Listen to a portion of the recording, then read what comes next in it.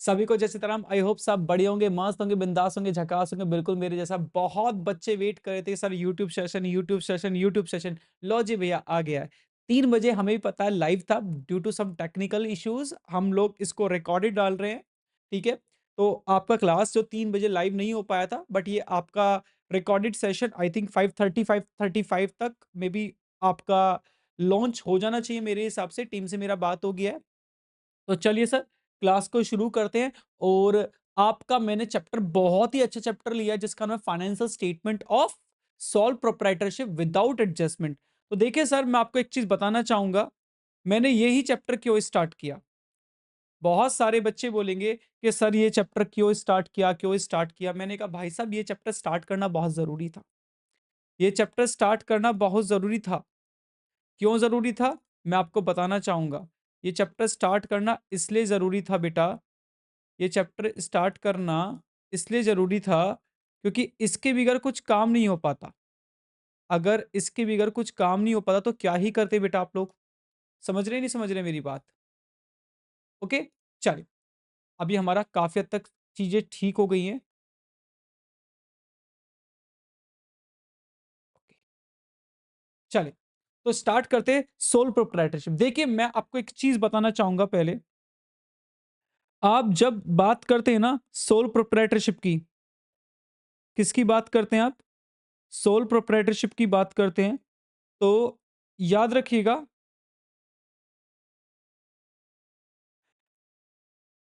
ये आपका final stage है। किसका? या फिर आप इसको एंड ऑफ अकाउंटिंग का नाम देते हो। बच्चा पार्टी देते हो, नहीं देते हो?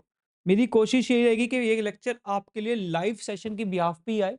हम इस लेक्चर को वन शॉट में रिकॉर्ड करें तो वन शॉट में ही रिकॉर्ड करने की पूरी पूरी कोशिश की जाएगी कि वन शॉट के अंदर रिकॉर्ड हो जाए। तो आपका ये एंड ऑफ द प्रोसेस होता है। जी सर जी, एंड ऑफ द प्रोसेस होता है। बट सर, आपका ये फर्स्ट सेशन है और हम बिल्कुल नए हैं, हम कैसे करेंगे? मैंने कहा बिल्कुल आसानी से हो जाएगा। ये एक ऐसा चैप्टर है जिसमें आपको बहुत ज्यादा दिमाग नहीं लगाना।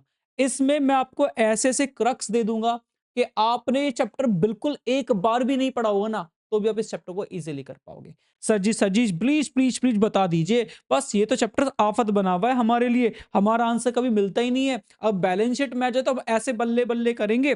मैंने कहा बिल्कुल आप बल्ले बल्ले ही करोगे। चलिए, पहले थोड़ा सा ना जान लेते हैं अकाउंटिंग प्रोसेस क्या होता है। जी सर जी, प्लीज प्लीज बताइए। मैंने कहा, जब आप अकाउंटिंग प्रोसेस की बात करते हो तो आप किसी भी अकाउंटिंग स्टार्टिंग कैसे करते हो? सबसे पहले आइडेंटिफाई करते हो कि आपकी ट्रांजैक्शन ये किस टाइप की है। अगर आइडेंटिफाई की जब वो बिजनेस की होती है तो आप इसको रिकॉर्ड करते थे। रिकॉर्ड कहाँ करते थे? आप जनरल में करते थे या फिर आप सब्सिडरीज बुक में करते थे। देन इसको क्लासिफाई करते थे हम लोग। किसमें साहब? सर जी, लेजर की फॉर्म में क्लासिफाई करते थे। इसमें अकाउंट प्रिपेयर करते थे। अकाउंट में क्या करते थे हम लोग? बैलेंसिंग करते थे। उन बैलेंसिंग के बिहाफ हम लोग क्या प्रिपेयर करते थे? सर जी ट्रायल बैलेंस प्रिपेयर करते थे। मैंने कहा ओके, यहां तक तो सर तुमको आता है, मतलब ये सब कुछ आप पढ़ चुके हो। फिर लड़ाई किस बात की है? जब ये ट्रायल बैलेंस बन जाता है, जब ये ट्रायल बैलेंस बन जाता है, तो हमने आइडेंटिफिकेशन के समय, जब आप चैप्टर 1 पढ़ रहे थे, जब थ्योरी पढ़ रहे थे, तो आपने एक डेफिनेशन पढ़ी थी। क्या पढ़ी थी साहब? एक डेफिनेशन पढ़ी थी। क्या डेफिनेशन पढ़ी थी? कि ट्रांजैक्शन की जब आप आइडेंटिफाई कर लोगे, ट्रायल बैलेंस प्रिपेयर कर लोगे, इसको समराइजिंग बोलते हैं। क्या बोलते हैं साहब इसको? समरी ऑफ अकाउंट बोलेंगे। इन समरी के बिहाफ पे दो स्टेटमेंट बनते थे। एक आपका प्रॉफिट स्टेटमेंट और दूसरा सर आपका पोजीशन स्टेटमेंट। एक आपका प्रॉफिट स्टेटमेंट, एक आपका पोजीशन स्टेटमेंट बनाया जाता था। मैंने कहा बिल्कुल सर, बिल्कुल पोजीशन स्टेटमेंट भी बनता था और आपका प्रॉफिट स्टेटमेंट भी बनता था। ओके, तो ये जो प्रॉफिट स्टेटमेंट है ये डिपेंड करता है ऑर्गेनाइजेशन पे, और ये पोजीशन स्टेटमेंट है ये भी डिपेंड करता है कि आपकी ऑर्गेनाइजेशन किस टाइप की है। आपकी ऑर्गेनाइजेशन किस टाइप की है। हम लोग किसकी बात कर रहे हैं? हम लोग बात कर रहे हैं सोल प्रोप्राइटरशिप की। किसकी बात कर रहे हैं सर हम लोग? सोल प्रोप्राइटरशिप की बात करें तो हम वहां पे ही बात करेंगे। देखिए, ऑर्गेनाइजेशन दो टाइप की होती है। एक प्रॉफिट ऑर्गेनाइजेशन, जी सर जी। एक बेटा कौन सी होती है? Not for profit organisation. मैंने कहा हाँ सर जी बिल्कुल, एक प्रॉफिट ऑर्गेनाइजेशन होती है और एक नॉट फॉर प्रॉफिट ऑर्गेनाइजेशन होती है। मैंने कहा हाँ सर जी बिल्कुल होती है। तो अभी क्या करें, जो प्रॉफिट ऑर्गेनाइजेशन है एक नॉट फॉर प्रॉफिट ऑर्गेनाइजेशन है। देखिए सर, हमें इसके लिए अभी अकाउंटिंग नहीं करना, तो हम इसकी भी टेंशन नको लेंगे जी। हम किसकी बात करेंगे, सोल प्रोप्राइटरशिप की। देखिए प्रॉफिट ऑर्गेनाइजेशन में नंबर ऑफ टाइप की होती हैं जिनका ऑब्जेक्टिव प्रॉफिट अर्न करना होता है। आज हम लोग किसकी चर्चा करने जा रहे हैं, सोल प्रोप्राइटरशिप की। कुछ बच्चों ने कहेंगे सर पार्टनरशिप भी तो होता है, सर कंपनी भी तो होता है। मैंने कहा बिल्कुल बात करेंगे ना जब हम लोग क्लास 12th में जाएंगे। अभी हम छोटे बच्चे हैं, नन्हे मुन्ने राही हैं, देश के सिपाही हैं, देश के लिए कुछ करके जाएंगे, अपना नाम बना के जाएंगे। इसलिए आज हम किसकी बात करेंगे, सोल प्रोप्राइटरशिप की बात करेंगे। हम लोग कंपनीज की फाइनेंशियल स्टेटमेंट की बात हम लोग नहीं करने वाले हैं। आई होप समझ में आ रहा है बेटा जी आपको। जी सर जी बिल्कुल समझ में आ रहा है। ओके, तो यानी कि हमारा हमारा मेन काम क्या है, ट्रांजैक्शन को समराइज करने के बाद यानी समरी ऑफ अकाउंट बनाने के बाद एक आपको प्रॉफिट स्टेटमेंट बनाना है, एक पोजीशन स्टेटमेंट बनाना है। और यहीं से ही अगली काम क्या आती है बेटा, accounts to be prepared. Accounts to be prepared, हम कौन कौन से अकाउंट्स यहां बनाने वाले हैं। देखिए हम लोग बेसिकली यहां पे तीन टाइप के, जब हम लोग सोल प्रोप्राइटरशिप की बात करेंगे, सोल प्रोप्राइटरशिप की बात करेंगे, और इसमें हम किसकी बात कर रहे हैं, आपके फाइनल अकाउंट की बात कर रहे हैं या फिर आपके फाइनेंशियल स्टेटमेंट की बात कर रहे हैं। उसके लिए बात करें, हम तीन तरह के अकाउंट यहां पे बनाते हैं। एक प्रॉफिट स्टेटमेंट जिसको हम प्रॉफिटेबिलिटी स्टेटमेंट बोलते हैं, और एक आपका पोजीशन स्टेटमेंट। जब आप पोजीशन स्टेटमेंट की बात करेंगे, चाहे वो प्रॉफिट ऑर्गेनाइजेशन हो, नॉट फॉर प्रॉफिट ऑर्गेनाइजेशन हो, या किसी भी टाइप का ऑर्गेनाइजेशन हो, कोई फर्क बेटा नहीं पड़ता है। तो उसके लिए बेटा ऑलवेज क्या बनने वाली है, आपकी बैलेंस शीट। क्या बनने वाली है, बैलेंस शीट। बट जैसे आप प्रॉफिटेबिलिटी स्टेटमेंट की बात करते हैं, तो हम लोग ये इसमें तीन स्टेटमेंट बनते हैं, यानी तीन स्टेप में आके आपके प्रॉफिट की बात करते हैं। बट 90% बच्चों ने दो ही चीज सुना होगा, एक तो बिजनेस के अंदर ग्रॉस प्रॉफिट होता है और एक नेट प्रॉफिट होता है। But thanks to TS Grewal sir ने उसके लिए यही बताया कि हम लोगों ने कि ग्रॉस प्रॉफिट कैसे निकालते हैं, नेट प्रॉफिट कैसे निकालते हैं। बट एक बड़ी इंपॉर्टेंट टर्म होती है जिसका नाम होता है ऑपरेटिंग प्रॉफिट।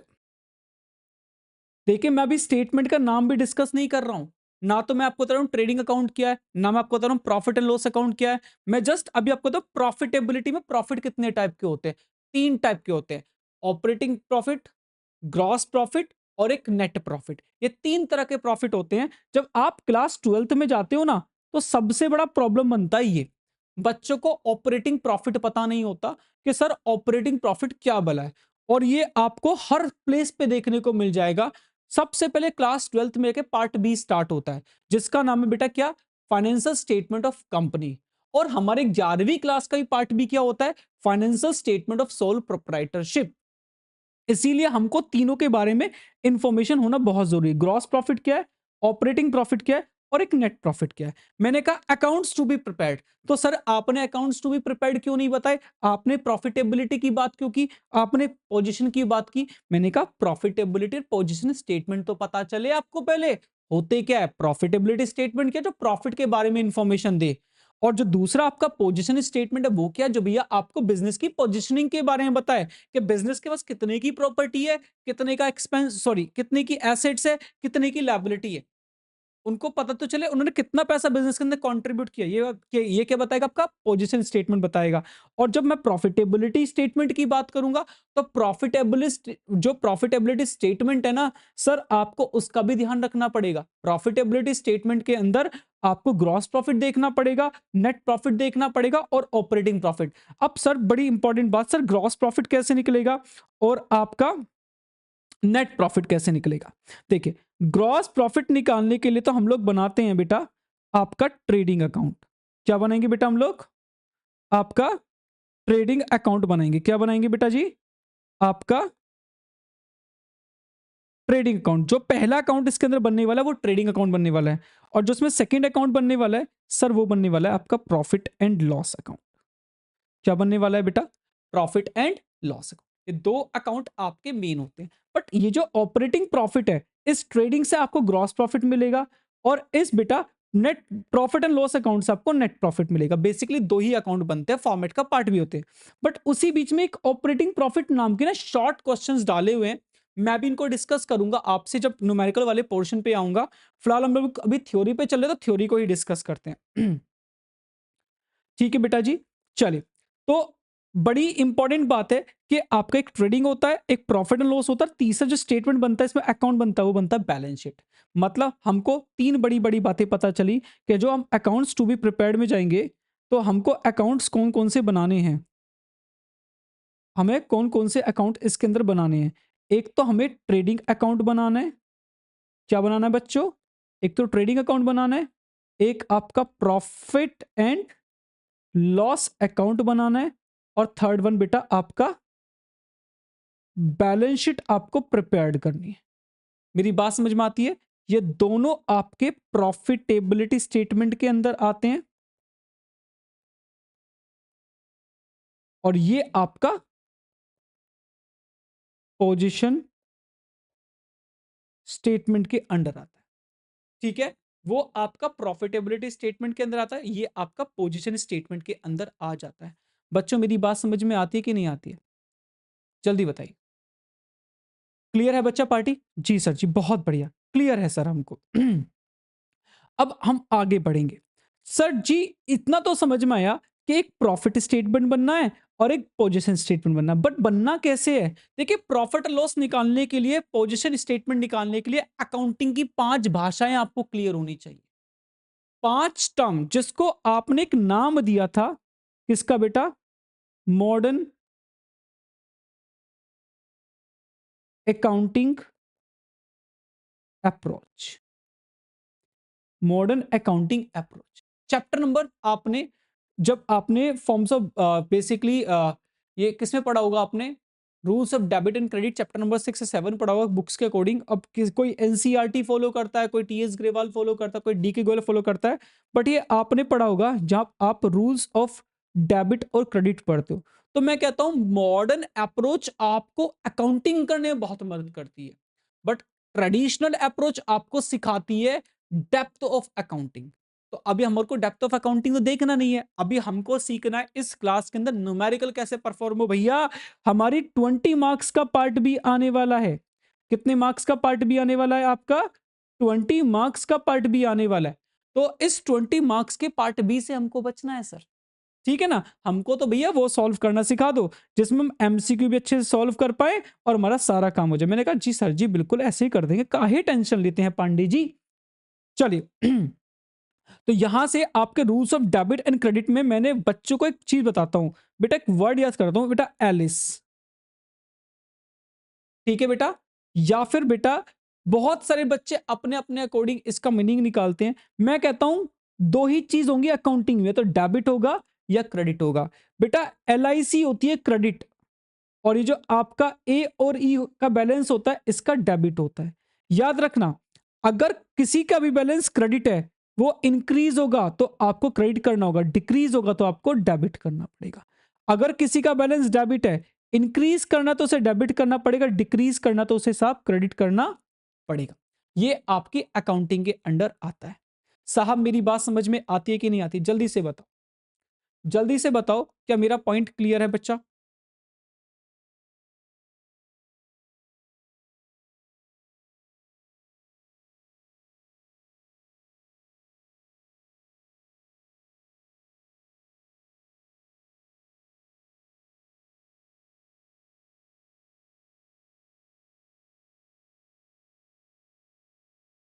चलिए आगे बढ़ जाएं। जी सर जी, बिल्कुल आगे बढ़ जाओ।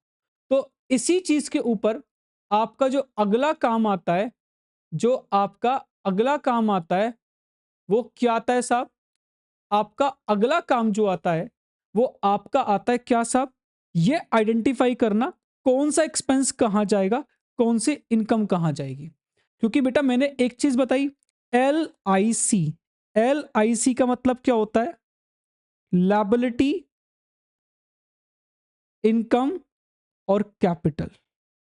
ठीक है, अकाउंटिंग इक्वेशन पढ़ के आ रहे हैं हम, इतने बुद्धू नहीं है हमको सर जी पता है, आप हमको कैसे बेवकूफ कह सकते हो। मैंने कहा सर जी मैं तो बेवकूफ कह ही नहीं रहा, आप तो महान बच्चे हो, बस मैं थोड़ा नादान हूं, मैं अपने बच्चों को बेस से सिखा के चलता हूं। एक होती है साहब एसेट्स और एक होते हैं आपके एक्सपेंस या फिर बेटा लॉसेस। तो इन्होंने सिंपल बोला लायबिलिटी इनकम कैपिटल इनका क्रेडिट बैलेंस है। ठीक है बेटा, लायबिलिटी क्या है, ऑब्लिगेशन है कि आपको कितने समय के अंदर क्या पैसा देना है। ठीक है साहब, आपका इनकम क्या है, इनकम आपके लिए एक तरह से प्रॉफिट का पार्ट काम करेगी, रेवेन्यू का काम करेगी। कैपिटल बिजनेस में बिजनेसमैन द्वारा कितने पैसे बिजनेस में इन्वेस्ट किए गए ये उसकी बात करता है। जब मैं एसेट्स की बात करूं कि बिजनेस के पास प्रॉपर्टी कितने की है, और एक्सपेंस और लॉसेस की बात करूं बिजनेस ने खर्चा कितना किया, तो मेरे को दो बात मोटी मोटी समझ में आती है। अगर मैं प्रॉफिट की बात करूं, अगर मैं किसकी बात करूं, प्रॉफिटेबिलिटी की, तो प्रॉफिटेबिलिटी एक ही तरह से निकल सकती है, अपने इनकम में से अपने खर्चों को घटा दो तो आपका प्रॉफिट निकल के आ जाएगा, निकल के आ जाएगा। याद रखना हम लोग फाइनल अकाउंट की बात कर रहे हैं, किसकी बात कर रहे हैं बेटा, हम लोग एक्रूअल बेसिस ऑफ अकाउंटिंग को ही फॉलो करके चलेंगे। एक्रूअल बेसिस ऑफ अकाउंटिंग, हम किसको फॉलो करके चलेंगे बेटा जी, हम लोग एक्रूअल बेसिस ऑफ अकाउंटिंग को ही फॉलो करके चलेंगे, बाकी किसी चीज की कोई चर्चा साहब नहीं करने वाले हैं। हमको देखना पड़ेगा एक साल की इनकम कितना है, एक साल का खर्चा कितना है, हमें दूसरी किसी बात से कोई मतलब नहीं है बेटा। ये मत सोचना कि पैसा अभी नहीं दिया, पिछले साल का एडवांस है कि हमें cash basis of accounting follow नहीं करना, हमें फॉलो क्या करना है, एक्रूअल बेसिस ऑफ अकाउंटिंग। तो 1 मार्क्स का आपका एमसीक्यू भी हो जाता है, 1 नंबर का आपका एमसीक्यू होता है कि जब आप फाइनल अकाउंट प्रिपेयर करते हो किसी भी सोल प्रोप्राइटरशिप के लिए, पार्टनरशिप के लिए, कंपनी के लिए, या फिर नॉट फॉर प्रॉफिट ऑर्गेनाइजेशन के लिए, तो मेथड ऑफ अकाउंटिंग कौन सा फॉलो किया जाता है, तो आंसर होगा इसका एक्रूअल बेसिस ऑफ अकाउंटिंग। आप कैश बेसिस ऑफ अकाउंटिंग पे बेटा मेथड्स फॉलो नहीं करते। मेरी बात समझ में आई। दूसरी बात, जो बच्चे यहां तक आ गए हैं, तकरीबन हमको 17 मिनट पढ़ते पढ़ते हो गए हैं, तो 31 ऑफ हालांकि 31 जनवरी का मैं पूरा सिलेबस प्लस कोर्स में कंप्लीट कर चुका हूं। अब एक बहुत बढ़िया इंपॉर्टेंट इंफॉर्मेशन है, आपको मेरे टी शर्ट पे दिख रहा होगा आरंभ 25 2025। ये बेटा 1 मार्च को एक बहुत बहुत बहुत बड़ा इवेंट होने वाला है आप बच्चों के लिए। तो साहब सभी लोग इसका, जिस चैनल पे आप ये वीडियो देख रहे हैं उसी में जस्ट आपको वीडियो में जाइएगा, ऊपर अपकमिंग वीडियो में शो हो रहा होगा, जाके नोटिफाई मी कर लीजिए बेटा। मैं आपको एश्योरेंस दिला सकता हूं, one of the best prize world के, या मैं बोलूं इंडियन इंडस्ट्री जितनी भी एडटेक इंडस्ट्री है उनमें से सबसे बेस्ट प्राइज अन अकेडमी आपको भविष्य में देने वाला है। ठीक है साहब, चलिए फिलहाल एक चीज याद रखना, मैंने अभी इनकम एक्सपेंस की बात की प्रॉफिट और लॉस निकालने के लिए, और पोजीशन आपका क्या बता देगा सर, आपके पास लायबिलिटी, आपका कैपिटल और आपका एसेट्स, ये आपकी पोजीशनिंग की बात कर लेगा। ये आपको बात करेगा किस चीज की, आपके पास बिजनेस में कितनी एसेट्स है, कितनी लायबिलिटी, चाहे वो इंटरनल है चाहे वो बेटा वो एक्सटर्नल है।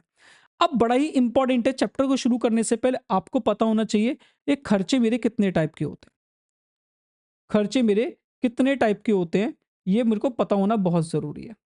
मेरी बात समझ में आई, मेरे एक्सपेंस 2 टाइप के होते हैं बेटा, मेरे एक्सपेंस 2 टाइप के होते हैं, एक रेवेन्यू नेचर एक्सपेंस और एक कैपिटल नेचर एक्सपेंस। ऐसे रिसिट्स भी 2 टाइप की होती है जिनको इनकम बोलते हैं, revenue receipts and capital receipts. आम भाषा में समझो, देखो ना तो मैंने अभी ट्रेडिंग की बात की, ट्रेडिंग कैसे बनता है, ना मैंने आपसे प्रॉफिट एंड लॉस की बात की, मैं जस्ट अभी बात कर रहा हूं कि आप किस चीज को कैसे आइडेंटिफाई करोगे, कौन सी चीज को कहां डालने वाले हो। क्योंकि जब तक आपको खर्चों के बारे में पता नहीं होगा, खर्चा तो खर्चा है बेटा, समझ रहे नहीं समझ रहे, खर्चा तो खर्चा, एक्सपेंस तो एक्सपेंस है, मेरा पॉइंट समझ रहे बेटा। तो वो किस टाइप का कहां जाएगा ये आपको समझना जरूरी है। आपने एक चैप्टर पढ़ा होगा डेप्रीसिएशन, मैं कह रहा हूं सर जी आप पहली बार पढ़ा रहे हो, नई नई नाम ले रहे हो। देखो बेटा एग्जाम टाइम आ गया तो इतना तो मैं एक्सपेक्ट कर सकता हूं कि आप लोगों को डेप्रीसिएशन आता होगा। डेप्रीसिएशन जब आप पढ़ते थे तो आप बोलते थे कि आपने कोई प्रॉपर्टी खरीदी और यदि उसके पुट टू यूज पे कोई खर्चा किया गया है, कोई भी एक्सपेंस पुट टू यूज के लिए किया गया है, तो forming part of cost of assets बनता है। मैंने कहा सर बिल्कुल बनता है, इसीलिए बेटा उस एक्सपेंस को क्या बोलते हैं हम लोग, कॉस्ट ऑफ एसेट का फॉर्मिंग पार्ट बोलते हैं, और कैपिटल नेचर एक्सपेंडिचर का नाम दिया जाता है। उसी के लिए बेटा मैं यहां पे लेके आऊं कि कैपिटल नेचर एक्सपेंडिचर क्या होंगे और आपके रेवेन्यू नेचर एक्सपेंडिचर क्या होंगे। मेरी बात समझ में आती है बेटा? मैं स्क्रीन साइज अपना थोड़ा छोटा कर देता हूँ क्योंकि मुझे लगता है कि अब यहाँ पे कंटेंट ज्यादा होगा तो आपको समस्या आएगी। चलिए अब आगे बढ़ते हैं। ठीक है बेटा, तो देखिए एक्सपेंडिचर होते क्या, बेसिकली खर्चे होते हैं। देखो वर्ड होता है एक एक्सपेंस, एक एक्सपेंडिचर, इन दोनों में जमीन आसमान का अंतर होता है बेटा, ये बात पता है ना। एक्सपेंसेस ऑलवेज रेवेन्यू नेचर के होते हैं, बट एक्सपेंडिचर रेवेन्यू नेचर का भी हो सकता है, कैपिटल नेचर का भी हो सकता है, और डेफर्ड रेवेन्यू नेचर एक्सपेंस भी हो सकते हैं, सॉरी एक्सपेंडिचर। ओके, तो इसी के ऊपर यहां पे एक डेफिनेशन देख के आया क्या, कि कैपिटल एक्सपेंडिचर क्या होंगे और आपके रेवेन्यू एक्सपेंडिचर क्या होंगे। मैं जस्ट एक डेफिनेशन लेके आ गया जिससे कि आपको समझ में बन जाए कि एक्चुअल में हो क्या रहा है, आपको समस्या ना आए। तो क्या बोलता है, benefit is enjoyed for more than one financial year called capital expenditure. जिसके बेनिफिट हम एक साल से ज्यादा इंजॉय करेंगे उनको हम कैपिटल एक्सपेंडिचर बोलते हैं, और जिनके बेनिफिट्स एक साल से कम के लिए होते हैं उनको हम रेवेन्यू एक्सपेंडिचर बोल दिया जाता है। यूजुअली लार्ज बजट, इनका बजट लार्ज होता है, इनका स्मॉल बजट होता है, कम ज्यादा के होते हैं, कम पैसों के होते हैं। अकर्ड ओकेशनली, कभी कभी होते हैं, ये बिजनेस के नॉर्मल रूटीन बेस के खर्चे होते हैं। Example includes purchase or construction of fixed assets, expenditure incurred to increase the useful life of fixed assets, software development expenditure etcetera. ये कुछ एग्जांपल्स हैं इसके। रेवेन्यू एक्सपेंसेस क्या होते हैं, डेप्रीसिएशन, कैरियज पे किया, रिपेयर पे किया, मेंटेनेंस पे खर्चा किया, स्टेशनरी पे खर्चा किया, सेलिंग एंड मार्केटिंग पे खर्चा किया, एडमिनिस्ट्रेशन पे खर्चा किया, फाइनेंशियल चार्जेस दिए। ये सब क्या है, डे टू डे बेसिस के रूटीन एक्सपेंस है। तो इनको किसका नाम दिया जाता है साहब, आपके रेवेन्यू नेचर एक्सपेंसेस का नाम दिया जाता है। अब बहुत सारे बच्चे बोलते हैं कि सर परचेज ऑफ गुड्स जो होता है, जो हम कच्चा माल खरीदते हैं जिसका मोटिव रीसेल होता है, वो एक्सपेंस होता है या एक्सपेंडिचर होता है? बेटा वो रेवेन्यू नेचर एक्सपेंडिचर होता है। रीजन, जब तक आप उसे बाय नहीं करोगे प्रोडक्शन नहीं कर सकते, उनको बेचोगे नहीं तो प्रॉफिट नहीं कमा सकते, पैसा नहीं कमा सकते, तो वो आपका एक्सपेंडिचर होता, कभी भी एक्सपेंस बेटा नहीं होता। अब देखिए इन्होंने यहां पे बताया, मैं इसीलिए इस वाली स्लाइड को भी लेके आया कि बच्चों को पता होना चाहिए रेवेन्यू एक्सपेंडिचर ट्रीटेड एज क्या बेटा, आपका कैपिटल एक्सपेंडिचर। वो कौन कौन से खर्च इनको कैपिटल एक्सपेंडिचर मान लिया जाता है, जैसे raw material, carriage freight, repair and renewals, development expense, preliminary expenses, interest on capital and wages.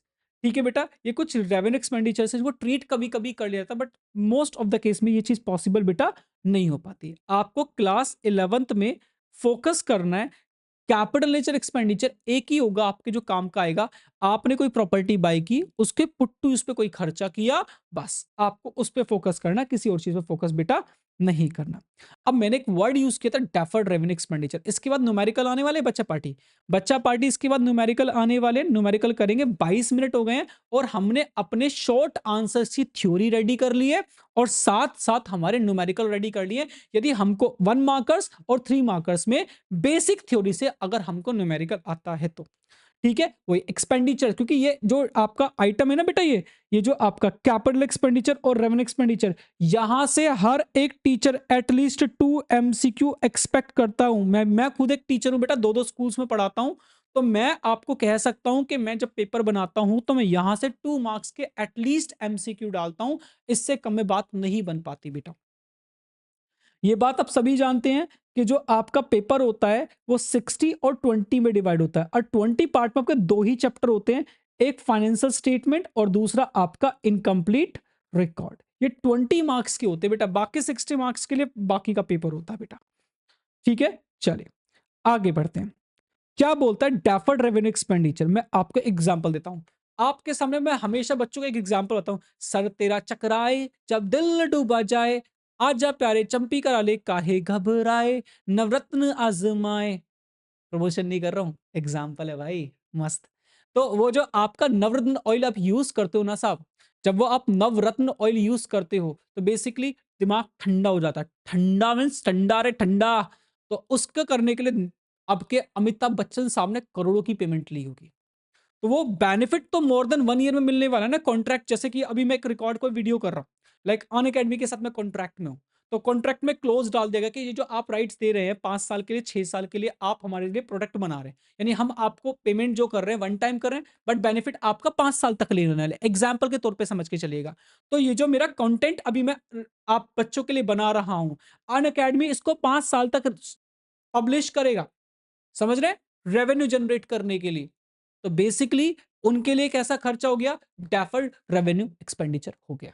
बेटा क्लियर है, उन्होंने किसी बड़े सेलिब्रिटी को बुलाया और उसके साथ कॉन्ट्रैक्ट कर लिया मोर देन 1 ईयर के लिए, तो जब वो खत्म होगा तो बेटा उसको डेफर्ड रेवेन्यू एक्सपेंडिचर बोला जाएगा, क्योंकि उनका बेनिफिट है मोर देन 1 ईयर मिलेंगे। बट आज के समय में in present scenario, in present there is no existence of deferred revenue expenditure. Reason, as per the companies amendment rule, क्योंकि हमें फॉलो करने पड़ते हैं बेटा कंपनी, क्योंकि फाइनेंशियल स्टेटमेंट तो कंपनीज के लिए बनती है ना बेटा, चाहे सोल प्रोप्राइटरशिप हो। अब ये आज के समय एग्जिस्ट बेटा नहीं करते। बोला जाता है आप किसी भी टाइप का कोई खर्चा करो आप उसे पहले साल में ही खत्म कर देंगे, बट पढ़ना तो बनता है ना बेटा। क्या बोलता है, it is a revenue expenditure that incurred during an accounting period, but it is assumed that its benefit will extend beyond that accounting period, that is it will not it that is it will not be exhausted within the accounting period which it will give the benefit is estimated and the amount is accordingly transferred to deferred revenue expenditure account. Such expenditure is larger than the normal expenditure under the head, for example advertising a new product. बेटा ये मैंने आपको इसके बारे में बताया कि ये आपका हो जाएगा। चलिए आगे बढ़ते हैं। मैंने आपको एक बात और बता दी, आज के समय ये चीज एग्जिस्ट नहीं करती। एग्जाम में क्वेश्चन भी आए तो आप डिफाइन कर देना, क्योंकि शॉर्ट नोट इससे पूछा जाता है, define the deferred revenue expenditure. हालांकि किस्मत खराब है अगर ये आए तो। चलिए बेटा अब मैं इसके ऊपर 8 क्वेश्चन लेके आऊं। बेटा फटाफट से पानी पी लो, फटाफट से पानी पी लो भाई, ठीक है। ब्रेक नहीं लेना है, ब्रेक नहीं लेना है, बस क्या पीना है बेटा, पानी पीना है। और पानी पी के करना क्या है भाई साहब, एकदम से फटाफट से 8 क्वेश्चन इसके ऊपर हैं, और मैं आपसे एक्सपेक्ट करता हूं ये 1 मार्कर के एमसीक्यू में या 3 मार्कर्स के क्वेश्चन में आपको फंस सकते हैं, आइडेंटिफाई करने के लिए कौन सा कैपिटल नेचर एक्सपेंडिचर है, कौन सा रेवेन्यू है, और कौन सा आपका कौन सा आइटम बनने वाला है। तो ठीक है, आपका ये क्वेश्चन मेरे अकॉर्डिंग बन सकता है, तो मैं उसको ही करा रहा हूं बेटा। जैसे state the reason whether the following जो following items are capital nature item या फिर बेटा रेवेन्यू नेचर एक्सपेंडिचर। ये कौन सा इसमें कैपिटल है, कौन सा इसमें रेवेन्यू, इसमें कहीं भी कोई डेफर्ड रेवेन्यू की बात नहीं की गई, क्योंकि मैं आपसे पहले ही कह रहा हूं आज के समय ये एग्जिस्ट नहीं करता, इसलिए इसका न्यूमेरिकल भी आपके पास नहीं होने वाला है। ठीक है साहब, तो चलिए अब एग्जाम्पल के तौर पर पढ़ते हैं। आपने एक सेकंड हैंड कार परचेज की 1 लाख रुपए की, जिसपे आपने 10,000 स्पेंड किया ऑन इट्स ओवरऑलिंग। देखिए ये जो आपका होने वाला है सेकेंड हैंड कार, ये तो आपका कैपिटल है ही है, बट लड़ाई किसके साथ है, ये जो आपने 10,000 पे किया इसके ओवरऑलिंग, ये आपका बेसिकली एक्सपेंसेस होता है। बट मैंने आपको भी एक प्यारी सी बात बताई, आप कोई भी प्रॉपर्टी एक्वायर करो, कोई भी प्रॉपर्टी एक्वायर करो, और अगर आपने उसके पुट टू यूज पे कोई खर्चा किया है तो उसे क्या बोलेंगे हम लोग बेटा जी, उसे हम बोलेंगे cost of forming part of cost of asset. That is ये क्या बन जाएगा आपका बेटा, ये बन जाएगा आपका कैपिटल नेचर एक्सपेंडिचर। क्या बन जाएगा साहब, आपका कैपिटल नेचर एक्सपेंडिचर बन जाएगा। चलिए साहब, तो यानी इसकी टोटल कैपिटल नेचर एक्सपेंडिचर कितना हुआ बेटा, 1,10,000। बेटा कितना हुआ आपका, 1,10,000। ठीक है, फिर बोलता है 25,000 paid for the installation of new machinery. आपने एक न्यू मशीन बाय करने के लिए इस पे इंस्टॉलेशन चार्जेस पे किए हैं। एक न्यू मशीन बाय करने के लिए आपने इस पे क्या किए बेटा, इंस्टॉलेशन चार्जेस आपने पे किए हैं। तो मैंने कहा ओके सर जी, तो ये जो आपने एक न्यू मशीन बाय किया और उस पे इंस्टॉलेशन चार्ज पे किया, अगेन ये भी क्या होगा आपका कैपिटल नेचर एक्सपेंडिचर होने वाला है। क्या होने वाला है साहब, आपका कैपिटल नेचर एक्सपेंडिचर होने वाला है। ओके, बोलता क्या है, रिपेयर फॉर 5,000 नेसेसिएट बाय द नेग्लिजेंसेस। यानी कुल मिलाकर के आपकी नेग्लिजेंसी के कारण कोई चीज क्या हुआ बेटा, रिपेयर कराना पड़ गया।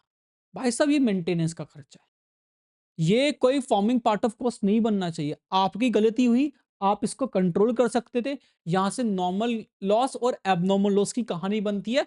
आप इतना समझिए, जिन लॉस को हम रिकॉर्ड मतलब कि कंट्रोल नहीं कर सकते वो नॉर्मल लॉस होते हैं, बट जो हमारी गलती के कारण कोई लॉस जनरेट होता है वो होता है एबनॉर्मल लॉस, और हमारे बिजनेस के लिए खर्चा नुकसान होता है। तो ये कैसा होगा आपका बेटा, रेवेन्यू नेचर का होगा। कैसा होगा बेटा आपका, रेवेन्यू नेचर का होगा। ये कैपिटल नेचर का बेटा जी आपका नहीं होने वाला है। आई होप समझ में आया होगा आपको। मैं पूरी पूरी कोशिश करूंगा कि आपको समझ में आया होगा। चलिए, बोलता क्या, annual insurance premium paid for the car. बेटा अगेन ये भी क्या कहलाएगा आपका, रेवेन्यू नेचर का कहलाएगा, क्योंकि आपका एनुअल मेंटेनेंस चार्ज है। इनिशियली आपने कोई रजिस्ट्रेशन चार्ज पे नहीं किया है, वो क्यों पे कर रहे हो, जिससे आपकी गाड़ी सिक्योर रहे। अगर गाड़ी में कुछ दुर्घटना होती भी है तो आपकी इस गाड़ी का बेटा क्लेम मिल जाए, आप उस गाड़ी को मेंटेन कर लो। आगे चलते बेटा, क्या बोलता है, cost of air conditioner of office in the general manager. देखिए, ये जो जनरल मैनेजर को आप सुविधा दे रहे हो, ये क्यों दे रहे हो, जिससे वो अच्छे से काम कर पाए। इसीलिए बेटा वो बिजनेस की एसेट मानेंगे, और कैपिटल नेचर का, किसका बेटा, कैपिटल नेचर का इसको खर्चा मान लिया जाएगा, कैपिटल एक्सपेंडिचर बना दिया जाएगा। बच्चों मेरी बात समझ में आती है। ये जो मैनेजर को मिलने वाला जो एसी है बेटा, बिजनेस की एसेट्स होगा और कैपिटल नेचर का माना जाएगा। ठीक है बेटा, custom duty paid on the import of a machine. Again बेटा ये भी कैसा होगा, कैपिटल होगा। मैंने साफ साफ का मशीन को या किसी प्रॉपर्टी को खरीदने से लेकर जब तक वो पुट टू यूज में ना जाए तब तक का जितना भी खर्चा होगा सब कैपिटल नेचर का होगा, कुछ भी रेवेन्यू नेचर का बेटा जी नहीं हो सकता है। चलिए चलिए आगे बढ़िए बेटा। 5000 स्पेंड किया आपने रिपेयरिंग ऑफ द फैक्ट्री या रीपेंटिंग ऑफ द फैक्ट्री। याद रखना, अगर आपको कोई पेंटिंग का खर्चा हो रहा है, अगर वो आपका वो जो पेंटिंग हो रहा है,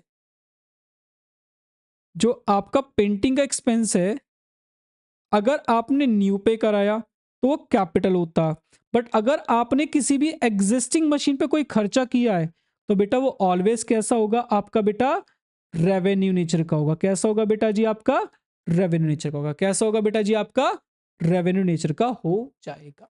तो इस तरह से बेटा आंसर निकल के आता है। अब आपने 10,000 पे किया किसके लिए बेटा, इलेक्ट्रिसिटी बिल के लिए। भैया इलेक्ट्रिसिटी तो डे बाय डे पे यूज होती है ना बच्चा पार्टी, तो इसीलिए ये क्या होगा भैया आपका, अगेन आपका रेवेन्यू नेचर का एक्सपेंडिचर होगा। बेटा मेरी बात समझ में आती है कि नहीं आती है, क्या होगा बेटा, मेरा रेवेन्यू नेचर का एक्सपेंडिचर होने वाला है। ठीक है बेटा, आगे बढ़ते हैं, आगे बढ़ते हैं बेटा, आगे बढ़ते हैं बेटा जी। तो अब अगला पॉइंट क्या है, बिजनेस की, आपकी बिजनेस रिसिट्स क्या होती हैं, और आपकी बेसिकली बिजनेस रिसिट्स क्यों लिखा गया, बिजनेस में आपका पैसा आता है, अब दो तरह से आता है, या तो वो कैपिटल नेचर का होगा, या फिर वो बेटा आपका रेवेन्यू नेचर का होगा। या तो कैपिटल नेचर का होगा, या फिर बेटा आपका रेवेन्यू नेचर का आपका वो खर्चा होने वाला होगा। ओके सर जी। अब कैपिटल नेचर का खर्चा कौन सा, रेवेन्यू नेचर का खर्चा कौन सा है। देखिए, रेवेन्यू रिसिट्स तो वो होगी जो मेरे बिजनेस में डे टू डे बेसिस की रिसिट्स होगी। मेरा मेन बिजनेस सपोज करो टीचिंग है, तो टीचिंग में आने वाले जितनी भी ट्यूशन फी है, एजुकेशनल फी है, सब मेरे लिए रेवेन्यू रिसिट्स है। बट लेट्स एग्जांपल के तौर पे माइक, ये जो माइक है ये मेरे लिए मेरी प्रॉपर्टी है। क्या मेरी प्रॉपर्टी है, और मेरे को लगता है कि मैं इसको सेल करके एक नया माइक ले लूं, मुझे अपग्रेड करना है। एग्जांपल के तौर पे सोचो, लाइक मैं माउनो का यूज करता हूँ, बहुत अच्छा है, PD200X है, एक बहुत जबरदस्त माइक है, आपको साउंड देख के समझ ही बन रहा होगा। मैं 1.5 साल से यूज कर रहा हूँ, मुझे कोई दिक्कत नहीं है।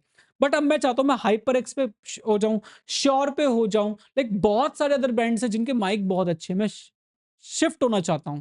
अब मैंने ये काम किया, ऑब्वियस सी बात है प्रॉफिट तो इस पे होगा नहीं, लॉस होगा। बात करें रिसिट्स की, इसको बेच के जो पैसा मुझे मिलेगा, this is called revenue receipts. क्या, सॉरी, कैपिटल रिसिट्स। किसका नाम दे जाएगा बेटा जी, कैपिटल रिसिट्स का नाम दे दिया जाएगा। उसी पे बोलता क्या बेटा, नॉन रिकरिंग इन नेचर, ये डे टू डे बेसिस पे एकदम से नहीं होती। आप माइक एक बार खरीद के लेकर 1 2 3 साल बाद कहीं जाके ट्रांजैक्शन रिसिट्स एंड पेमेंट की बात करोगे, पैसा इसके लिए दोगे या पैसा इसको बेच के मिलेगा, इसलिए ऑलवेज कैसा होता है, नॉन रिकरिंग। ये डे टू डे बेसिस पे होता है, माल अभी बिका 5 मिनट दोबारा बिक गया, फिर तिबारे बिक गया, चौबार बिक गया, यानी गुड्स तो सेल आउट होता रहेगा, पैसा आता रहेगा, पैसा जाता रहेगा, तो वो बिजनेस में पॉसिबल है। इसलिए बेटा ये कैसा होता है, रिकरिंग नेचर का होता है। आगे चलते हैं बेटा, अगला क्या, effect is carried to the balance sheet. इसका इफेक्ट बैलेंस शीट पे क्यों पड़ता है भाई, प्रॉपर्टी है मेरी, एसेट्स है, बेचूंगा तो ये कम होगी, मेरा कैश बढ़ जाएगा। बट ये जो मेरा आपका रेवेन्यू रिसिट्स है भाई, ये मेरी इनकम के जैसे ट्रीट होता है, और इनकम प्रॉफिट स्टेटमेंट में जाता है। किस में जाता है बेटा, प्रॉफिट स्टेटमेंट में जाता है। तो इसने क्या लिखा, effect show on the income statement. इसने ना तो ट्रेडिंग लिखा, ना इसने प्रॉफिट एंड लॉस लिखा। रीजन जानो, डिपेंड करता है, आपको देखना पड़ेगा कैसे कैसे प्रॉफिट एंड लॉस की बात करेंगे, तब की तब देखेंगे। आगे बढ़ते हैं बेटा, अगला पॉइंट क्या है, अगला पॉइंट क्या बेटा, एग्जाम्पल इंक्लूड्स। पहला इसने एग्जाम्पल दिया बेटा, इसने पहला एग्जाम्पल दिया बेटा क्या, sales of fixed assets, receipts of loan. आपने अपनी प्रॉपर्टी बेच दी। अब एक कैपिटल रिसिट्स ये भी है कि आपने बिजनेस के अंदर पैसा डाल दिया, आपने किसी से पैसा उधार ले लिया, ठीक है। Receipts from the sales of share of by a company to shareholder, investment by a owner और अ पार्टनर। यानी कि आपने अपनी कंपनी की एसेट बेच दी, ये तो एक एग्जांपल है। मैंने किसी से उधार पैसे उठा लिए, ये भी मेरे लिए कैपिटल रिसिट्स है। ये मेरी रेवेन्यू रिसिट्स बेटा नहीं हो सकती, मेरा डेली बेसिस पे काम पैसा उधार उठाने का नहीं है बेटा। थर्ड पॉइंट, आपने अपनी कोई प्रॉपर्टी या फिर अपने शेयर किसी को बेच दिए, उससे तो पैसा आ रहा है, वो भी कैपिटल रिसिट्स है। चौथा, आपने बिजनेस में और पैसा इन्वेस्ट कर दिया, वो भी कैपिटल रिसिट्स है। इसी तरह से रेवेन्यू रिसिट्स के एग्जांपल क्या होंगे, include sales, revenue receive by the business. आपने माल बेचा, लाइक सेल्स। मैं तो सेल्स नहीं कर सकता ना, मैं तो सर्विसेज रेंडर करूंगा, मेरे पास गुड्स थोड़ी ना, मैं टीचर हूं तो मैं तो सर्विसेज रेंडर कर सकता हूं, उसी चीज की बात कर रहा है। इंटरेस्ट ऑन डिपॉजिट, मैंने अपने बिजनेस का पैसा किसी बाहर इन्वेस्ट करके रखा हुआ है। अब जो मैंने पैसा बाहर इन्वेस्ट करके रखा, मुझे उस पर तो इनकम होगी, तो बेटा वो मेरे लिए इनकम होगी। अब यहां से दो तरह की इनकम जनरेट होते हैं, दो तरह के खर्च जनरेट होते हैं, उनकी बात भी करेंगे। तो बट पहले थोड़ा सा रुक रुक के बात करेंगे, एकदम से दिया दिया ना बेटा, सब कुछ सिखा दिया, स्वाहा हो जाएगा तुम लोगों का बेटा। ठीक है, समझ में आती है बात, चलिए कोशिश करेंगे 1 आवर का रखेंगे लेक्चर, सेकंड लेक्चर जो आपका 1 आवर का दोबारा रख देंगे। ठीक है बेटा, कमीशन इनकम, आपको कमीशन इनकम हुआ है, डिस्काउंट आपको रिसीव हुआ। डिस्काउंट मिलना इनकम होता है, कारण जानो, आपको किसी को 100 रुपए देने थे, उसमें आपने 950 दिया, तो 50 का फायदा हो गया कि नहीं हो गया, तो बेटा वो 50 रुपए डिस्काउंट रिसीव्ड होगी from the suppliers and rentals income etcetera. मेरे पास 50 प्रॉपर्टी है, मेरी मेन प्रॉपर्टी 50, मैं बिजनेस से रेंटल इनकम करता हूं, तो जो रेंटल इनकम मेरे लिए मेन इनकम होगा। बट मेरा काम क्या बेटा, मैं टीचर हूं, तो मेरा मेन सोर्स ऑफ इनकम क्या बेटा, आपका टीचिंग है। बट वो जो इनकम मुझे आ रही है, मेरी इनडायरेक्ट इनकम है। अब सर यहां से एक और नई कहानी जुड़ती चली गई, बच्चे के सर ये इनडायरेक्ट इनकम क्या, चर्चा करते हैं ना अभी बैठ करके।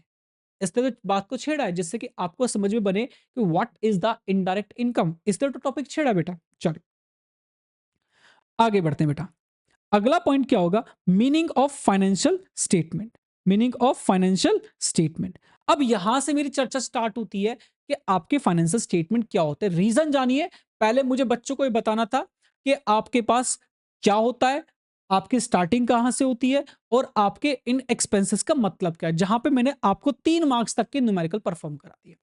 अब यहां से फाइनेंशियल स्टेटमेंट स्टार्ट होता है, जो कि फुल फ्लेज क्वेश्चन होंगे। ठीक है, और ये 3 मार्क्स, 4 मार्क्स और 6 मार्क के क्वेश्चन आपको देखने को मिलेंगे, बड़े क्वेश्चन जो। तो मैं अब 3 मार्क्स, 4 मार्क्स, सॉरी, और 6 मार्क्स के क्वेश्चन की बात करने तुम्हारे से जा रहा हूं। चलिए साहब, बढ़ते हैं आगे।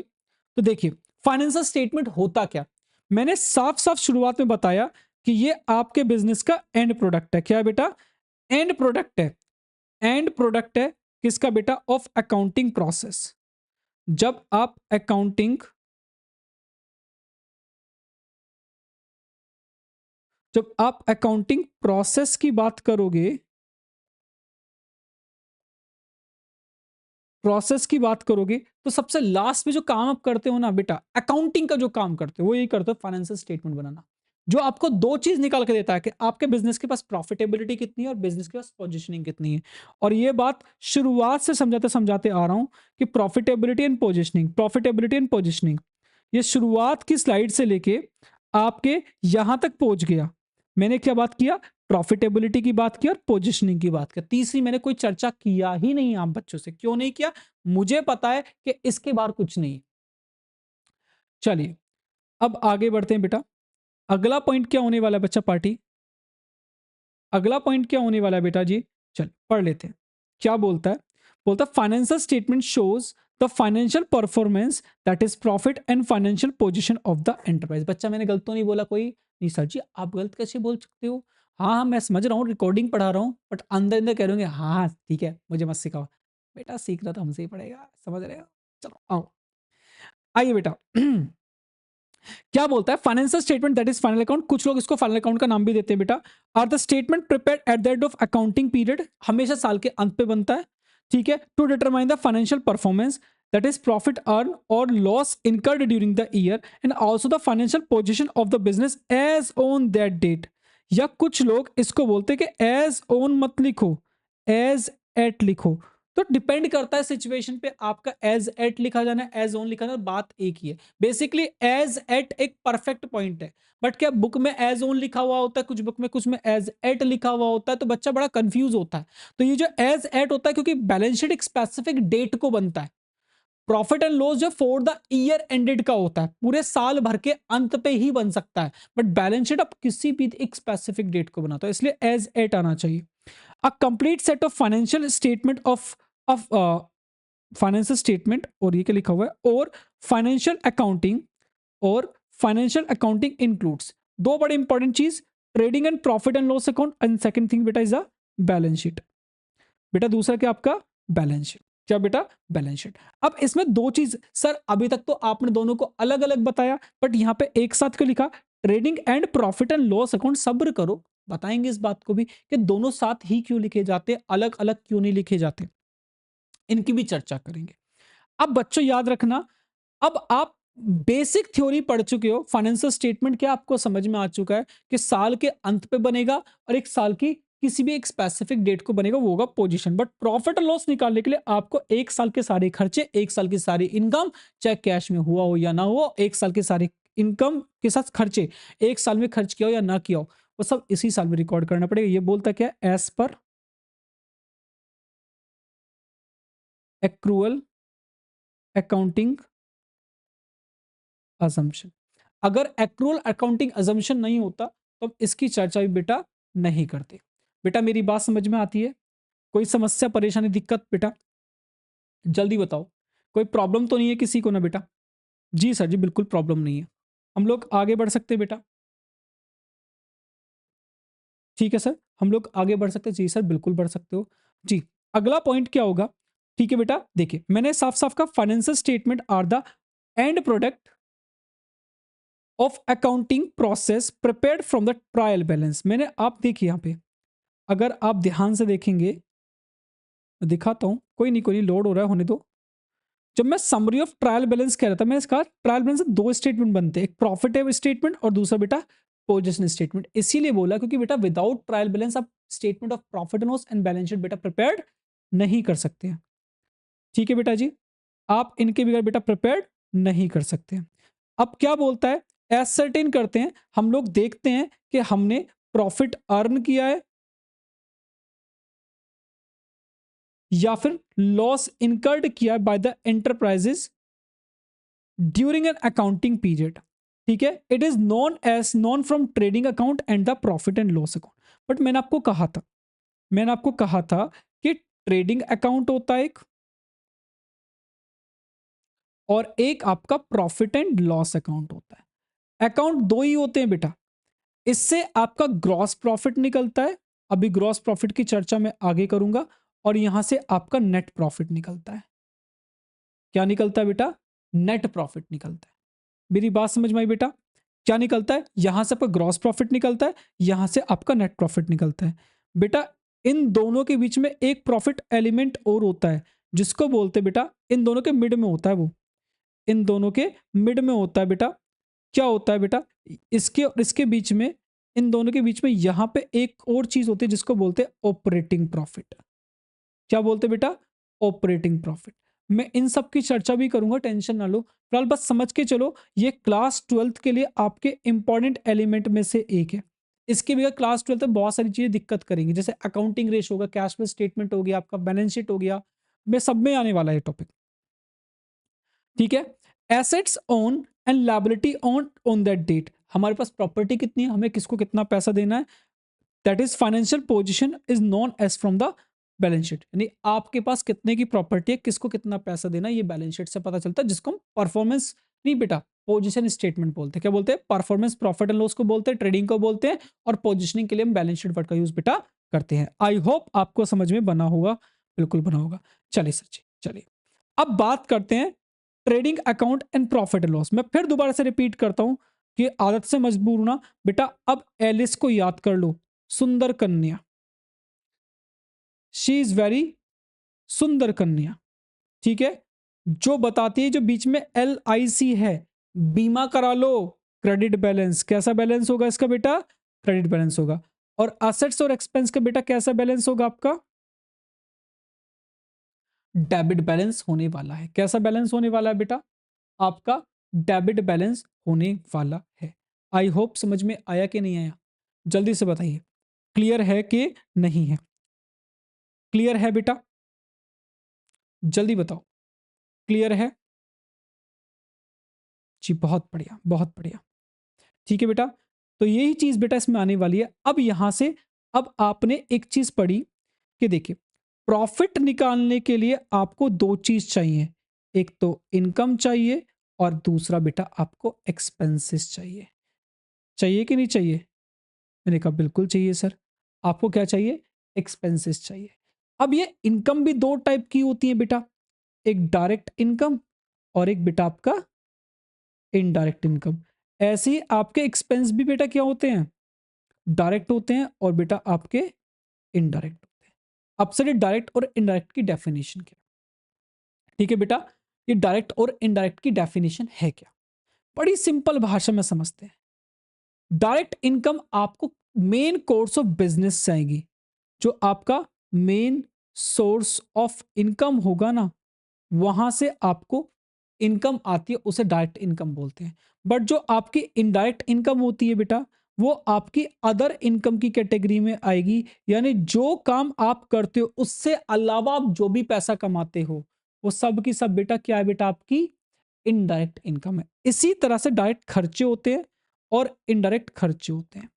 एग्जाम्पल में, अगर आपके पास कोई फैक्ट्री प्रीमाइसेस है, तो जितने भी फैक्ट्री रिलेटेड एक्सपेंस होंगे, या फिर मैं बोलूं जितने भी आपके मैन्युफैक्चरिंग या फिर आपके सर्विस रिलेटेड एक्सपेंसेस होंगे, वो सब आपके डायरेक्ट एक्सपेंस है।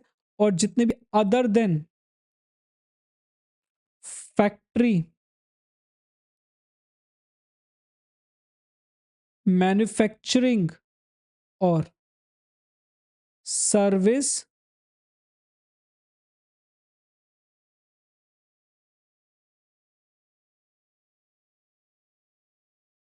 रिलेटेड एक्सपेंस है, सब क्या है बेटा? आपके इनडायरेक्ट एक्सपेंस है। कैसे एक्सपेंस है बेटा? इनडायरेक्ट एक्सपेंस है। मैं इसको बहुत ही आसान भाषा में डिवाइड करता हूं समझाने के लिए। देखिए, आपके बिजनेस दो तरह के होते हैं, एक आपका ट्रेडिंग बिजनेस होता है, एक आपका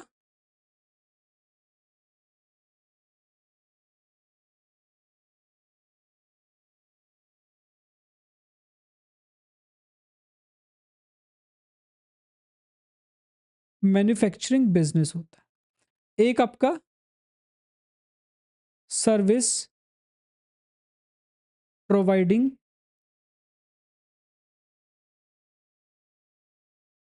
बिजनेस होता है। देखिए, CBSE ने क्लास 11 पे ना तो आपसे इसकी कोई चर्चा की है, ना आपसे इसकी कोई चर्चा की है। CBSE ने आपसे डिस्कस ही करके बेटा ट्रेडिंग बिजनेस किया है, जिसमें आप गुड्स को बाय करोगे और सेल करोगे। इक्का दुक्का क्वेश्चन बेटा रॉ मटेरियल से रिलेटेड आता है, वरना 90% ना तो आपको डिवाइड करता रॉ मटेरियल क्या है, ना आपसे पूछता वर्क इन प्रोग्रेस क्या है, ना आपसे पूछता फिनिश्ड गुड्स क्या है। सिंपल परचेज देगा, सेल्स देगा। बट सर अगर आपको रॉ मटेरियल और फिनिश्ड गुड दे दे, ठीक है, सिंपल है, कोई दिक्कत वाली बात तो है ही नहीं। हम उस समय पे अगर हमारे को रॉ मटेरियल दे रहा है, यानी दैट मीन्स हम मैन्युफैक्चरिंग कंसर्न है। हालांकि उसका मैन्युफैक्चरिंग ट्रेडिंग अकाउंट अलग तरीके से बनता है, बट हमारे सिलेबस पे बेटा वो है ही नहीं। हमें किस पे फोकस करना है? जो रॉ मटेरियल हमने खरीदा, ओपनिंग का ओपनिंग में, क्लोजिंग का क्लोजिंग में, जो परचेज किया बेटा परचेज में रॉ मटेरियल आ ही जाएगा। अगर SIT का यानी स्टॉक इन ट्रेड का तो स्टॉक इन ट्रेड को डाल देंगे। ठीक है बेटा। अब आपके पास मटेरियल क्या होता है इसकी चर्चा करेंगे, स्टॉक क्या होता है उसकी चर्चा अभी सब लोग करेंगे मिलकर के। ठीक है बेटा। चलिए, तो बेटा अभी फिलहाल मैं बात करता हूँ फॉर्मेट की। तो जब भी ट्रेडिंग की बात करते हो, ये वाला साइड इसका, ये जो इसका साइड होता है, ये वाला साइड इसका डेबिट साइड होता है और ये वाला साइड क्रेडिट साइड होता है। यानी इतना पोर्शन इसका डेबिट साइड है और इतना पोर्शन ये इसका क्रेडिट साइड है। जैसे आपने लेजरिंग किया था ना, लेजर में पोस्ट किया था, सारा काम इसके अंदर पोस्टिंग पे होगा। और ये क्या बोल रहा है, ध्यान से पढ़ना, ध्यान से पढ़ना, क्या लिखा है, for the year ended, for the year ended यानी साल के अंत पे, साल खत्म हो गया उसके अंत पे। अब बेटा फटाफट से बताओ मेरे पास ईयर कितने टाइप के होते हैं, दो टाइप के। एक तो आपका कैलेंडर ईयर और दूसरा बेटा क्या होता है आपके पास, एक तो आपके पास कैलेंडर ईयर होता है और दूसरा क्या होता है आपके पास बेटा, फाइनेंशियल ईयर होता है। कैलेंडर ईयर आपका 1 जनवरी से 31 दिसंबर होता है और फाइनेंशियल ईयर आपका 1 ऑफ अप्रैल से 31 ऑफ मार्च को बेटा ओवर होता है। बेटा समझ में आया? जी सर जी, बिल्कुल समझ में आया। आप इतना प्यार से समझाओ तो काहे समझ नहीं आएगा। थैंक यू बेटा जी। चलिए, तो जब इसकी बात करते हैं, मैंने कहा ट्रेडिंग अकाउंट, ये आपसे डायरेक्ट एक्सपेंस की बात करेगा और डायरेक्ट इनकम की बात करेगा। किसकी बात करेगा, डायरेक्ट एक्सपेंस की बात करेगा और डायरेक्ट इनकम की बात करेगा। ये कोई और बकवास तुमसे नहीं करने वाला। अगर आपकी डायरेक्ट इनकम ग्रेटर देन ए डायरेक्ट एक्सपेंस से, तो आपको हो जाएगा ग्रॉस प्रॉफिट। मैं जानबूझ के इसको फॉर्मेट बनाया हूं इस तरह जैसे तुम्हें समझा सकूं, और नीचे मैंने प्रॉपर फॉर्मेट बनाया है जहां पे मैंने आइटम को आइडेंटिफाई करके लिखा है कि कौन सा आइटम कहां जाने वाला है। ठीक है, पढ़ाने का तरीका थोड़ा कैजुअल है, आइटम को सिचुएशन के हिसाब से समझाता हूं, बट ये ज्यादा समझे बच्चे को आता है। बच्चा कंफ्यूज कभी नहीं होता, उसके दिमाग में एक बात सेट हो गई है, factor related, service related, manufacturing related. अगर कोई खर्चा है तो वो सीधे ट्रेडिंग में जाएगा, अगर उससे अलग कोई भी खर्चा बनता है तो सीधा सीधा प्रॉफिट एंड लॉस में जाएगा, और कहीं बेटा नहीं जाने वाला है। समझ में बना के नहीं बना बेटा, जल्दी बताओ। इसी तरह से अगर आपका डायरेक्ट इनकम शॉर्टर देन पड़ता है किससे बेटा, आपके डायरेक्ट एक्सपेंस से, किससे बेटा, तो यहां पे आपको हो जाएगा ग्रॉस लॉस। क्या हो जाएगा बेटा, ग्रॉस लॉस। ठीक है बेटा, ग्रॉस प्रॉफिट को भी आपको ट्रांसफर करना पड़ेगा कहां पे बेटा, प्रॉफिट एंड लॉस में, और ग्रॉस लॉस को भी ट्रांसफर करना पड़ेगा बेटा कहां पे, प्रॉफिट एंड लॉस में।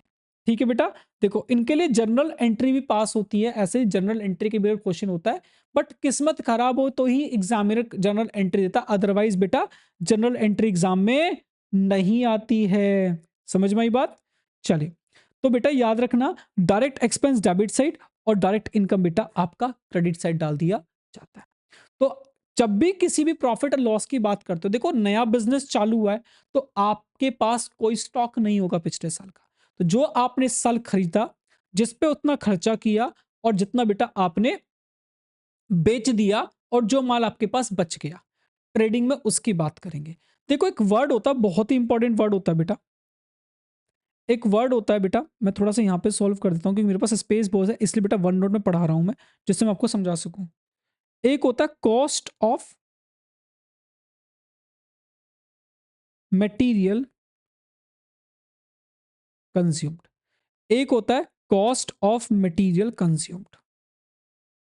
क्या होता है साहब, कॉस्ट ऑफ मटेरियल कंज्यूम्ड। इसका फॉर्मूला बताया गया कि आपने वो मटेरियल बताओ जो एक्चुअल में आपने कंज्यूम्ड किया। Cost of material sold word भी यूज करते हैं, कॉस्ट ऑफ गुड सोल्ड नहीं, कॉस्ट ऑफ मटेरियल सोल्ड या कॉस्ट ऑफ गुड सोल्ड, तो बहुत सारी चीजें आ जाएंगी। अब कंज्यूम का मतलब क्या होता है, उसमें लिखा जाता है ओपनिंग स्टॉक आपके पास कितने का है, साल के दौरान आपने कितने का खरीदा, माइनस करते कितने का आपने रिटर्न किया, और माइनस करते कितना आपके पास रिमेन्स बच गया, वो आपका आता कॉस्ट ऑफ मटेरियल कंज्यूम। ठीक है बेटा, एक होता cost of goods sold, cost of goods sold.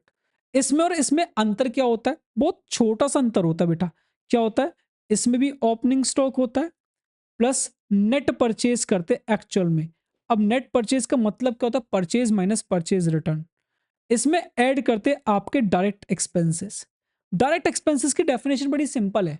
अगर आप कोई प्रोडक्ट बनाते हो, आप कुछ भी करते हो, उसको बनाने पे जो खर्चा हो रहा है वो डायरेक्ट एक्सपेंस है। एग्जाम्पल के तौर पे लेके चलते हैं, एग्जाम्पल के तौर पे लेके चलते हैं। एक गन्ने वाला है, गन्ने का जूस बेचता है बेटा, मीन शुगर केन का जूस बेचता है। अब शुगर केन जूस के लिए क्या करता है, अब शुगर केन का जो जूस है निकालने के लिए लेबर तो लगेगी ना मशीन में, उसको क्रश करने के लिए, क्रश करने के लिए। वो जो लेबर क्रश कर रही है उसको, जो आपका शुगर केन को, बेसिकली वो आपका वेजेस है, वो डायरेक्ट एक्सपेंस है। बट बाहर काउंटर पे एक पर्सन खड़ा हुआ है जो जस्ट जूस अंदर से आ रहा है और सर्व करके सामने वाली पार्टी को दे रहा है, जो कि कस्टमर को। बेटा वो आपकी लेबर नहीं है, वो क्या कर रहा है, आपका जो जूस क्रश हुआ, जो जूस आपका, मतलब कि शुगर केन क्रश होकर जो जूस एक्सट्रैक्ट हुआ, बेसिकली वहां पे आपका प्रोडक्ट रेडी हो चुका है। अब आपको उसको क्या करना है, फ्लेवराइज करना, तो भी जैस जाएगा।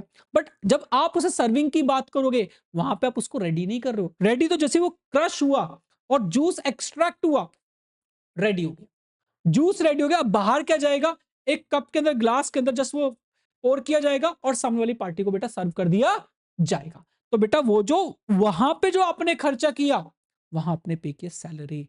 बट जो वो क्रश कर रहा है गन्ने को, जो शुगर केन को क्रश कर रहा है, बेटा वो आपका वेजेस है, वो आपका डायरेक्ट है। बट जो बाहर डिलीवर कर रहा है सामने वाली पार्टी को, वो बेटा इनडायरेक्ट एक्सपेंस है।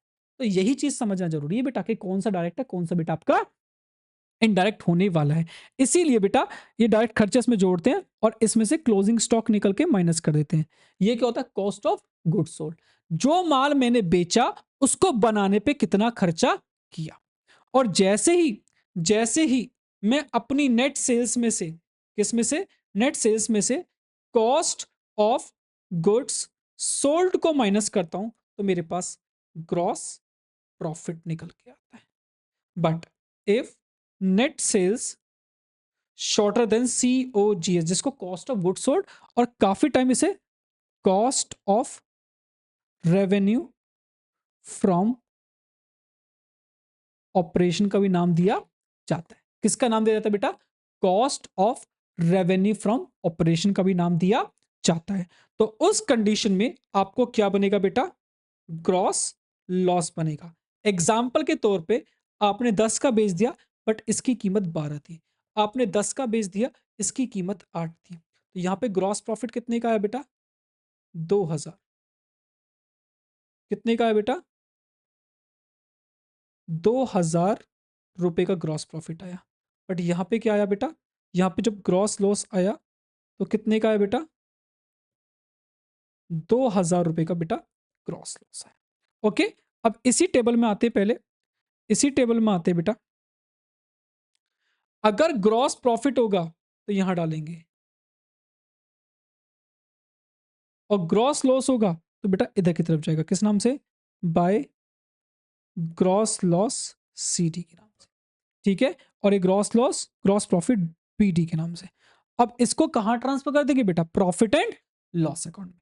अब देख लीजिए कौन कौन से आपके डायरेक्ट खर्च होते हैं, कौन कौन से डायरेक्ट इनकम होती है, उसकी चर्चा इसके अंदर की जा रही है। बेटा समझ में आई बात, चलिए। 1 घंटा होने वाला है, हालांकि मेरे को न्यूमेरिकल पे आ जाना चाहिए था, बट मैंने क्या काम किया, थियोरेटिकली सब कुछ कंप्लीट कर दिया है। अब न्यूमेरिकली 1 घंटे में सारे के सारे चैप्टर पूरा का पूरा खत्म हो जाए। 1 घंटे में बाकी का चैप्टर पूरा का पूरा कंप्लीट कर देंगे। ठीक है बेटा, फिलहाल मैं ट्रेडिंग अकाउंट की बात करता हूं। लिखेंगे बेटा, ओपनिंग स्टॉक बेटा आपका सबसे पहले क्यों डाला गया। देखिए मैंने अभी एक सामने साइड में ना एक चीज सॉल्व की आपको समझाने के लिए, कि जो आपका कॉस्ट ऑफ मटेरियल कंज्यूम्ड होता है, काफी time cost of material consume को कॉस्ट ऑफ गुड्स सोल्ड भी बोलते हैं। बेटा उसमें डालना पड़ता है कि आपने जो कंजम्पशन किया साल के दौरान, वो कितना मटेरियल कंजम्पशन किया। तो वो जो स्टॉक पिछले साल बचा होगा, वो इस साल मुझे क्लोजिंग एंट्रीज पार्ट्स करते समय ट्रेडिंग में डालना पड़ेगा, बिजनेस का खर्चा दिखाना पड़ेगा। ठीक है बेटा, बिजनेस का खर्चा दिखाना पड़ेगा। मेरी बात समझ में आई। तो 2 बेटा ओपनिंग स्टॉक बेटा यहां पे आ गया। ठीक है, फिर आप डेबिट साइड डालते हो बेटा एक्सपेंसेस, और ये साइड डालते हो बेटा अपने बिजनेस की इनकम। क्या डालते हो साहब, इनकम। ठीक है बेटा, तो यहां पे आएगा परचेज अकाउंट। ठीक है, परचेज अकाउंट यहां पे से परचेज डाल दिया। अब देखो ये पार्ट है आपके किसका, फॉर्मेट का। तो ये जो 3-4 चीज आपकी हो रही हैं, ये आप नेक्स्ट चैप्टर में पढ़ेंगे। किस में पढ़ेंगे? नेक्स्ट चैप्टर में पढ़ेंगे। इनकी चर्चा हम अभी नहीं करने वाले।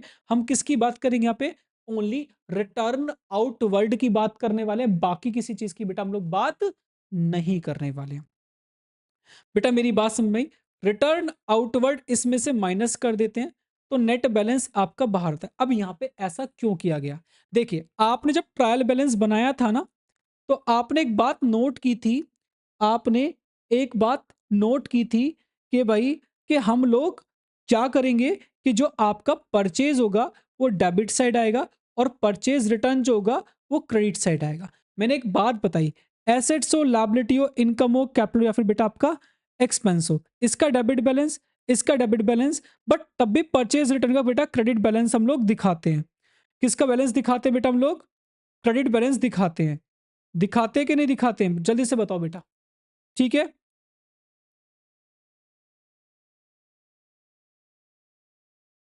बेटा मेरी बात समझ में आई कि नहीं आई? जल्दी बताओ।